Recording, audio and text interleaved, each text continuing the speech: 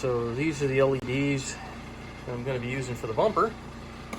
So what I was going to do, because these things have a little rubber ring around them, and that hole's obviously not the right size. So look, if I use these things, whoops, they will basically drop right through because they're, well, they're almost, whoops, sorry about that, we're in focus. They're about the same size as the hole. But what we do have is we have the outer ring that used to hold the LEDs in, and that has, it's hard to see in the video, but there's a little bevel around it. So let me show you what's going to happen here. Bevel traps that light in here, mushes this outer piece around, and now I'm going to be able to just bolt those little buggers in. How's that for awesome? So I won't have to basically do anything at all to make that work.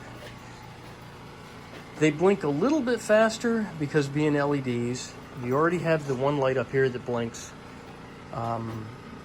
They blink a little bit faster, but I'm going to see how it goes. If I have to, I'll do a heavy-duty relay, but I don't know. I'm going to kind of consider that one a win. So I got these marker lights at Tractor Supply, and that's a C525A. And it comes with the grommet, the light, and the wiring to connect it together. Interesting to note is that it doesn't really show you what the polarity is, even though it does specify that the white is the ground and the black is the hot, which is kind of exactly the opposite way you would think that that would go. It doesn't come connected, and it will connect either way. So what I ended up doing is I just found it so that the writing was up and down, and the writing is up and down on the back, and then I just plugged it in so the wires were pointed down, and that seemed to do the trick. All right, boss said she wants a window in her shop. I have an old window kicking around. Stick it there. This is a super thin, cheap, crappy door. So I honestly don't really care how this turns out. I just want a window in there. If that doesn't work, I'll build another door. There we go. Now we got a window. A little bit of brown paint over the top of that. Never even noticed the foam. It's also good for taking care of the wormwood holes. You can see how that stuff's sticking out there.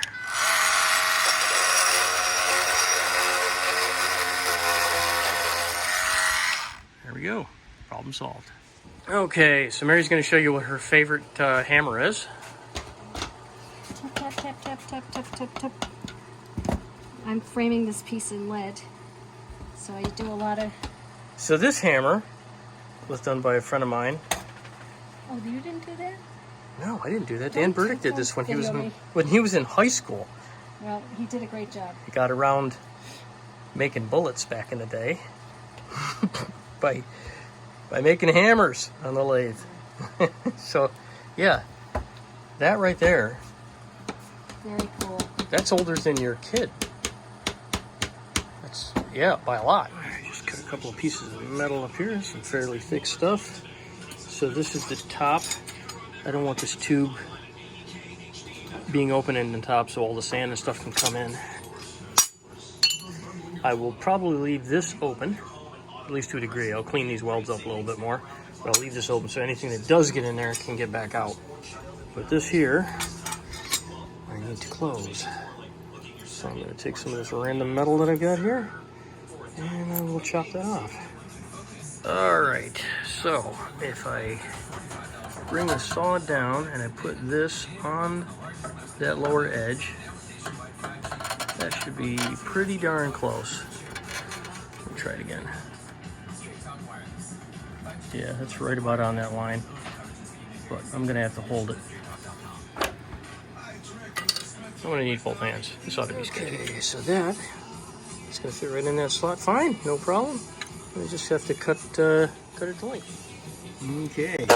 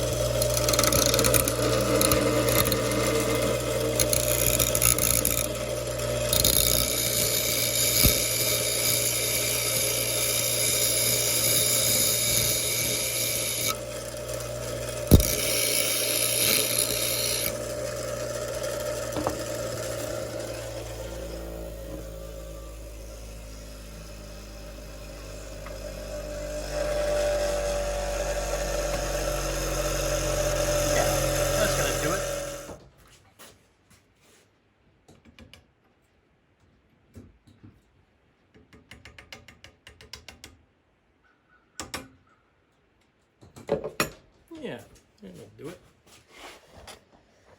All right. Oops, focus.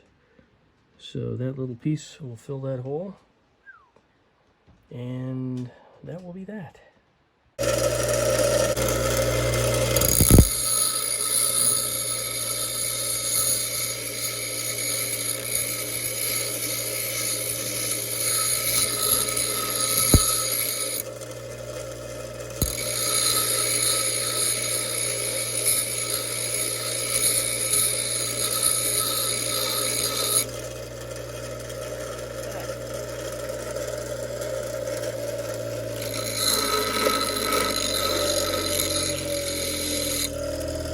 That's close enough. Alrighty, so I take my magnet. Oops. And bring my piece right in here. Slide in from underneath. This is a lot easier with two hands. Shit. Alright. So I got my magnet here. A piece of metal down in the slot. And that should be about that. So all I gotta do now is just start zinging away with that thing there. Alright, so that might be hideous, but it's closed. Alright, it seems like I'm not actually making any progress here, but I can say that I'm making a little bit of progress here, you just can't see it. So got the light figured out, so the lights are going to be fine. As you can see, that one's still not in there. These are going to be mesh. That's just going to be for airflow. That will be covered up by the fascia. And got to keep in mind the bumper's also going to be in here because the plastic bumper has to be in here. Otherwise, all this ugliness is shown. And I don't want that. So we still have to keep that bumper. And that's why I cut the tracks out of the bumper. So those lights will come out. And then this will go back on. And we're getting there. I got the ends covered up. So we're not going to get any moisture in from the top. I still haven't painted these up or anything like that yet.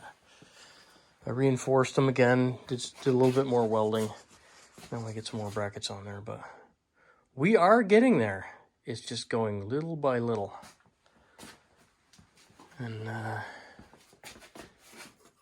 these are the surrounds that go for the other pieces down the bottom. So you can see that's what it looks like when it's got the light in there, but instead it's just going to have a piece of mesh in there instead.